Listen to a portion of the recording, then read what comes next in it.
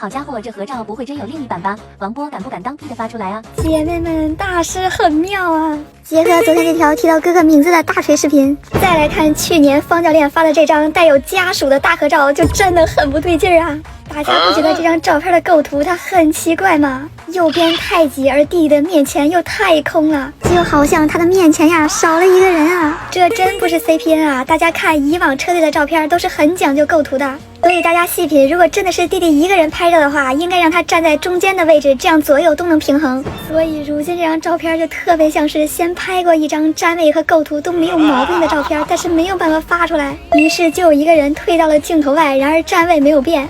所以姐妹们看好，果然啊，如果什么时候这张照片出现了咱们心中的那一版，那么它极有可能不是 P 的，而就是真的呀。